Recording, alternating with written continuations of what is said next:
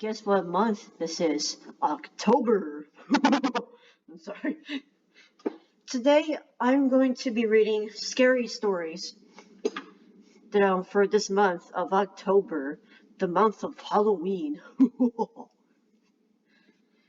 The first story I'm going to be reading is 11 of the, this is 11 of the scariest ghost stories from Reddit. Leave the lights on when you read these and bone-chilling stories of average people encountering the paranormal. Yep, that's right, paranormal, horrible, scary, horrifying, scary stories. The first one we have was by Beth Braden. Shout out to Beth Braden for the story. It says, it wasn't a little girl. Huh? Say, I was camping with my husband and his family at a small remote lake in New Mexico. Okay. There were about 10 people in our group and another group of 6 people in the next campsite. Okay, so they were camping with 10 people. It was... Sorry about that. I just clean my throat sometimes. It was nighttime and both groups were doing typical activities. I wonder what kind of activities are there. Making s'mores, having a few drinks, and telling stories. When we all heard what sounded like a little girl yelling out for help. Wow. Neither group had children with them, but we're all positive we were hearing a little girl and decided to search the area. And we heard the noises from together. Wow. What? There was a field behind our campsites, and we all saw a very tall pure white figure, standing maybe 100 feet away from us in the field, making the noises. We all agreed that this thing looked maybe 6 feet tall, skinny, and white, as can be. We made our way closer to investigate, but whatever it was that we saw started backing off as we got closer, and it disappeared into the trees. All night we continued to hear a little girl calling for help as we tried to sleep. The Walking Dead. I'm a psychiatric nurse, and nearly in my career, I worked in a resident mental health facility. So this person works with a mental health in a facility. One of our residents was an electric mute, which means that he couldn't talk. But there were no medical reasons as to why. What? Yeah, why? First of all, why would somebody not talk? With no medical reasons to that. He had spoken earlier in his life, and in fact, seemed quite normal back then, with the exception of being close to 7 feet tall. He'd been raised in a deep south and joined the military when he was 19, but one night he vanished. Really? Vanished for no reason? There's no way somebody could vanish for no reason. There's gotta be a reason to that. He was declared a wall, and eventually he was declared missing and dead. Okay then. 10 years later, a 7-foot-tall man walked into a VA hospital emergency room in my part of the Midwest and said to the receptionist, "My name is Meron Dunchi, not the real name, and I've been dead for 10 years. Bruh. Imagine somebody going missing in your life, and they're coming back 10 years later and saying oh, I'm your family member or friend or Or I'm this and that, and I've been dead for 10 years. How would you react to that? Let me know in the comment section. Those were the last words he ever spoke. He was covered with dust, and he was wearing the same clothes he'd been reported to be wearing the night he vanished. Wow. His social security number had not been used, and he had no identification on his person. However, they were able to identify him. I guess via fingerprints. The family was notified, but they said they already grieved their lost man. They lost a man, and that whomever was claiming to be him simply could not be. They demanded not to be connected again. Wow. Miriam paced all day, every day, moving his mouth that looked like talking or muttering, but no sound came out. Okay. Isn't it the same thing, talking and muttering, like a sound or something? I don't know, it doesn't make any sense. He had an unreasoning habit of throwing his head back with his mouth wide open as if he were laughing heartily, but not even a breath could be heard if I talked to him. He appeared to listen, periodically throwing his head back in that laughter mimicking way of his. Various medicines and various medications were tried, but they did not affect him either positively or negatively. Occupational therapy did nothing because Marion would just grin, and unless told to say put, he'd get up and start panicking again. Pacing again. On my last day at the job, the last thing I saw of was Marion pacing in the parking lot, throwing his head back to laugh. Later I wonder if all along I've been dealing with a ghost. All these years later, I still don't know. Oh wow. That is scary. Imagine somebody coming back to you after that person has been claimed to be dead for like God knows how long.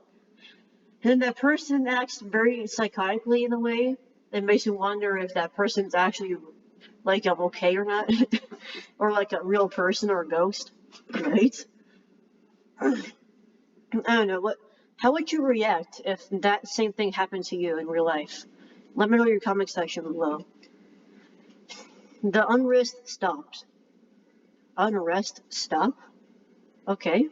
I was driving across country with my mom and sister when I was 16, and my sister was 20.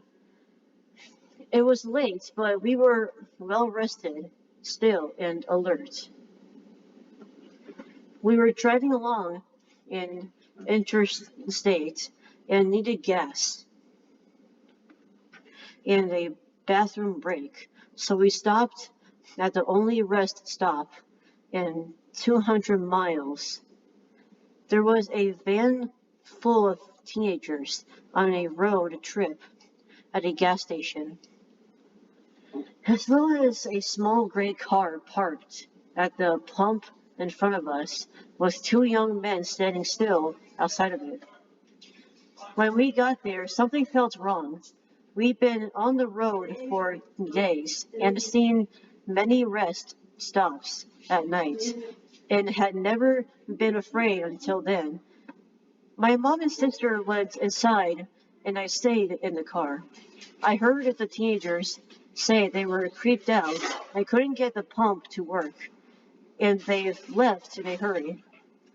I was watching the car in front of us, and two men had not moved at all at an inch. They weren't talking. They weren't on phones. They were just standing there, still as stone. My sister and mom came running back out to the car, And when they got in, the two men slowly turned to look at us, while not moving or pivoting the rest of their bodies. And I swear to my two words, yeah, that's cursing. I'm not gonna say it. We all saw the same thing. They had eyes dark as pitch and empty, truly empty, not black, not reflecting any light at all, just a void. Wow, Jesus. It has Voice's name written all over it. We sped we we sped out of there and didn't stop until we were in the city. The worst thing about the entire experience, we couldn't find the place on any map. We knew exactly which spot on the interstate to look, and we couldn't find it on Google Maps or any paper map we had. We even asked the locals about the creepy gas station out on that stretch of road and got only confused looks. We've traveled on that interstate since, and there is no rest stop.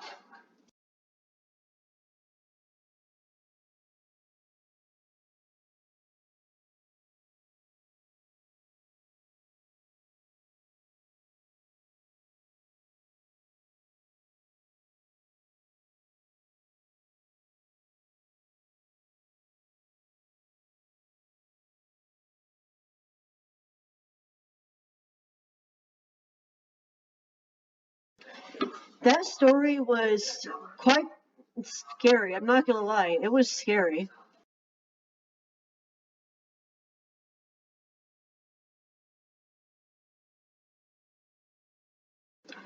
Seriously, I am not.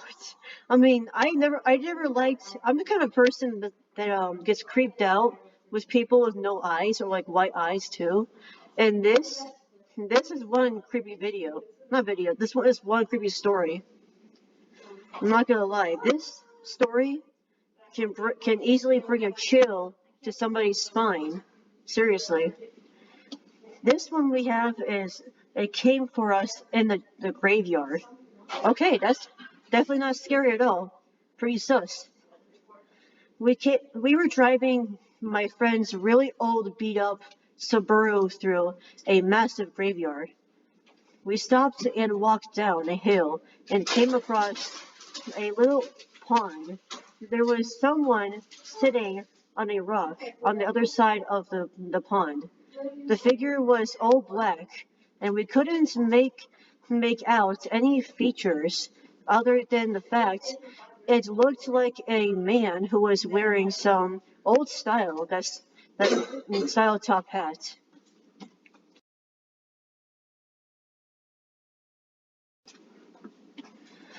We stupidly waved and shouted, "Hi!" We didn't show any acknowledgement and continue. He didn't show any acknowledgement and continued sitting still on the rock. All of a sudden, he jumped to his feet and started running to us on the water, and then vanished in thin air, about halfway on the pond. My friends and I screamed and ran back to the car. That's scary. The car wouldn't start, and we heard something banging on the back of the car. It wasn't a constant bang, but every few seconds or so we'd hear it. Nobody was outside, from what we could see in the dark, but something was making a noise in the car. On the car, I opened my phone and started dialing my mom to come give us a boost, but I had no service. None of us had any cell service.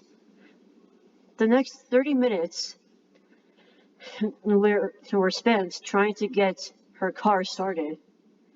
No banging was heard afterwards, but we felt it was heavy pressure around us. Finally, the car started, and she hit the pedal to the metal. We sped out of the graveyard so fast, immediately crossing the gates. all of our phones regained cell service. One thing I know for certain is that someone or something was out there. It was not an animal or a human. Jesus, what? Oh my gosh, that is quite scary. I'm not gonna lie here. The next story we're gonna have, like a read today, is it was good to see an old friend. Wow, that's quite the heartwarming touch. Just like name for a scary story like this. When I was 37, I went to my high school reunion. I flew into the nearest airport and rented a car. The distance was about 35 miles through a very rural and almost abandoned part of the country. Wow. About 3 miles outside of town, I see someone on the side of the road flagging me down. It turned out that it was one of the guys I had attended school with. Jim, not his name, gets in the car and we start talking. I had not seen him in 20 years, but he still looked the same, maybe a little older. We get to town and I ask him if he wants to come to the VFW and have a drink, which is a bar. He said no, just take me home. Jim's parents had lived only a few blocks from my grandmother's house, and I turned in that direction, but he said to take him to the outskirts of town. There was a mobile home park out there, and I figured that that was where he lived. When he reached the end of the turn off, he said, "Just drop me here. It was good to see you again." And he walks off into the night. I got the VFW. I go to the VFW, met some of my old classmates. We started talking. As we were talking about who is coming to the reunion, I mentioned that I just picked Jim up 3 miles east of town and had dropped him off. Everyone gets quiet, and then even the guy singing karaoke stops and lays down the mic. My cousin goes white as a new t-shirt. Barb, Jim died on that curve 8 years ago. Rolled in his car. We were all at his funeral, I was told. I started to feel really dizzy, and I went out to the car to take some deep breaths. There on the seat is the local newspaper printed 8 years previous, containing Jim's obituary. I still have the paper. Someone take Reddit away from me. I can't stop reading ghost stories. Oh Lord. The next one I'm going to tell. It's gonna be a telling story thing. I made up myself in the past. It's called I thought the axolotl was there. I was just minding my own business in the Red Kingdom, in the Receive Kingdom, and the Rainbow Quest world. I was just going to the river lake where I usually go to see the beautiful lake and the beautiful flowers and trees and plants and nature around it. And so I saw a little blue creature swimming from the river. At first I thought it was just dark blue dye, but then as I looked closer, it seemed to be an axolotl, one of the newest discoveries of the Green Steves. I checked it out and I was like, "Hey little buddy, what are you doing here all alone?" I asked, but the axolotl only nodded from up and down or like from side to side, as if he doesn't know where he's going. I checked up and I see there's a name tag, Connecto. I thought, I'll just, I thought like maybe he was someone else's pet. I looked at him with a smile on my face and I said, "Hey little guy, are you lost? Where's your owner?" The ocelot only looked at me and just swam around. Of course, he's an animal. He doesn't speak. I picked him up with a water bucket and I released him out in the ocean. I said, "Here you go, little guy. I'll help you find your owner and your family." The little guy looked at me with a smile on his face and then turned around and first looked back and then turned away and swam. It swam away and I never saw him again. The next day, I spoke to my leader's friend, the girl who writes, and I told her about the axolotl that I found in Connecto, and the fact that I released him to the ocean.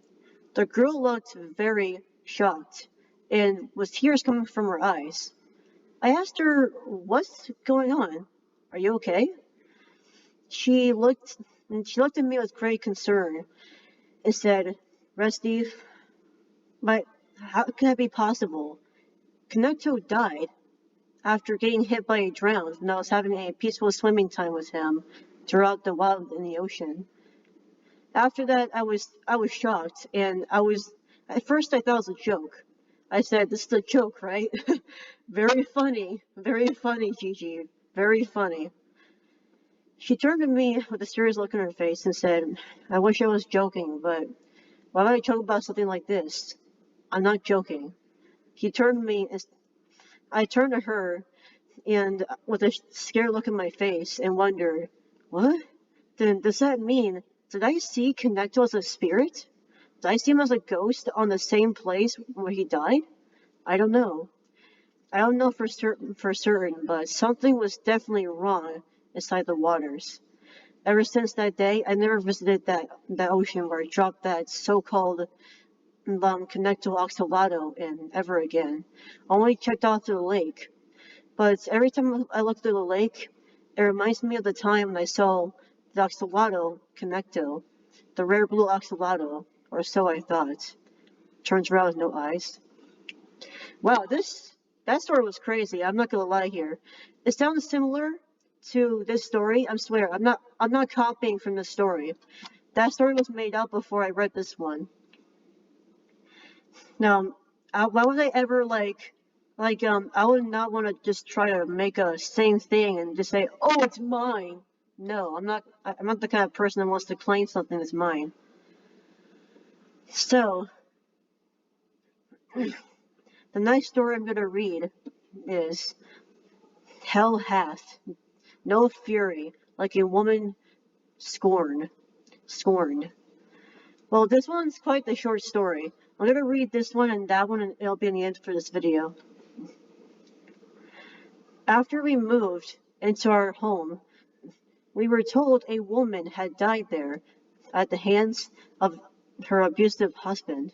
Wow, that turned deep and dark already. Jesus. She hated men. My dad would wake up with scratches all over himself, and whenever my brother was mean to my sister or I, he would have scratches on him as well. One day my brother hurt our sister. He hit her with something. When he woke up later the night, he had a horrible bloody nose. The day he moved out, my brother accidentally broke his twin's arm trying out a wrestling move. He swears that he would have died that night if it wasn't our last in the house. Huh? I'm confused on this one. But that was horrifying, not gonna lie. What I think happened is that the ghost of that woman was hurting the men that were hurting other women, like the man's sister, because of the fact that the way him and his brother treated her. What do you guys think? Do you guys think that happened or something else happened? Death came for him. This is another story that is called Death Came for Him. I was standing in my parents' room talking to my very sick dad at the time. He was dying of stage 4 esophageal cancer. Sorry, I'm practicing with my reading, so don't blame me if I'm reading improperly because of the fact that I'm not used to reading that well, too well in a way. That's perfect. I got the feeling something was behind me. I looked towards the doorway to the living room. It's something about 4 to 6 and fully black is peeking around the corner with his hands on the door frame. I ran towards it and it slipped back around the door. When I got outside the doorway, there was nothing. My dad was completely confused when I stepped back inside the room when I tell him. People who stayed at the house in my dad's final days claimed to haven't seen it. My mom saw the figure on multiple occasions in multiple places until she passed away. We haven't seen it since. I didn't know what possesses me to read a true/real life of ghost stories about twice a year, when each place I live always has some kind of resident spirit. Okay then. Shout out to Dr. Fish, Phil Sulfur, and Todd Dr. FPT. My mother attracted evil. This is gonna be the last one. After my parents divorced when I was a teenager, I lived with my mother. I experienced lots of paranormal happenings. Several times when I was reading in my bed, the room would start to feel really icky. Next, it would feel as if somebody that hated me was staring at me. When I got that feeling, I would leave the room and come back. An hour later, sometimes during the day, I would see a shadow figure sneaking along my bedroom walls. Something in the flat was pretending to be my dog. I went into my room and heard a deep growl under my bed. My dog wasn't capable of making a noise that deep. Oof, and that means something unusual was going on. That's pretty sus. It sounded like either a really big dog or a man doing his beast of dog impression. Other times my dog would whimper and pace in the room next to mine, but would come when called as if he was afraid of something in the hallway. When I moved with my father, the paranormal activity stopped. Oh wow. I think because of a spirit that was so evil to the point that the dog was like so afraid that something bad will happen to that he or she. So that is it for today's video. I hope you guys enjoyed me reading scary stories for the month of Halloween. My evil laughter. If you guys really did enjoy this video, make sure you defeat that like button, subscribe, and turn on the notification button so that way you won't miss any video that I post. And do the same thing for JJ, Favor My Saber, 2D Ryan, Dartman, and also Aspect, Diamond Steve, and Donnie Plays for all of the great work they've done throughout the years of YouTubing. I'm your host, Gorilla Rights, and I'll see you another spooky day. Bye.